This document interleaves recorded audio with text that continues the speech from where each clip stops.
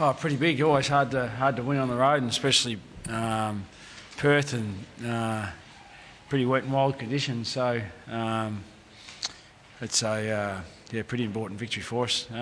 Last time we came here, we had a pretty disappointing 5-goal loss in a big game, and just never seemed to get ourselves into the game. But it was really important that we got away to a really good start this particular game. We kicked 6 goals in the first quarter, and it was always going to be difficult to haul that back. But it was a pretty significant breeze early on, and Fremantle obviously had it in the second quarter, and it was probably the second quarter that really was the telling quarter, because Fremantle were just unable to get the ball forward enough for them to be able to kick a score in the second quarter when they still had a pretty significant breeze. So our boys worked really hard in that quarter, and to win the quarter, even though it was by just a small margin, by a couple of points, to still go in with a 6-goal margin at half time was really important for us.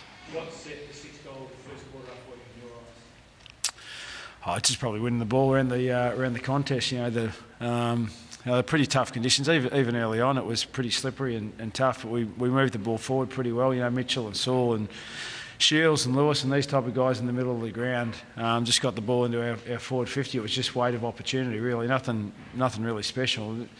Nothing really special about these nights. They're just tough grinds, and usually the team that just works together well and keeps the ball surging forward is the team that wins the game. And I thought for the bulk of the game we did that particularly well. Fremantle got a little bit of a go at it in the last quarter, but the game was well and truly dusted by then. You must have also been very happy with your precious skills all night. You said you forced them into mistake after mistake. Yeah, that was really pleasing. It wasn't a great night for taking a lot of marks or kicking a lot of spectacular goals. It was just going to be a really hard grind, which was the Silvani Franklin matchup was a really interesting one, because Buddy couldn't have the type of day that he'd like in terms of taking marks, but his influence on the game was still pretty profound from our point of view. He laid a lot of tackles, and we had a lot of inside 50 lock-ins, which was really important for us, because in those type of conditions, and as I said, the second quarter was really telling that we were able to keep the ball locked in our 50 for such a significant part of the quarter. It disallowed the Fremantle side to get forward to get a scoring opportunity, and Buddy was a key part of that. Even though he didn't kick goals for us tonight, his role was really important, and those defensive pressure acts that he performed, but also the bulk of the side did for the bulk of the game, were just first class, and that's the reason why we ended up winning the game. What do you make of Sam Mitchell's game, and also he appeared to tweak an ankle a little bit towards the end of the game? Yeah, he'll be okay, but we're really pleased with his game. He and Saul and Lewis, Shields, we had a really tough, strong midfield, and there's really important they stepped up with Hodgie withdrawing late out of the game, and they performed really well. Max and Haley gave them a good look at it, and Xavier Ellis played an important role for us through that part of the ground too, and Matty Suckling. So we're really pleased with the even contribution that we had through that area of the ground, and Mitch was a key part of that. How's Hodgie looking next week? I think he'll be okay.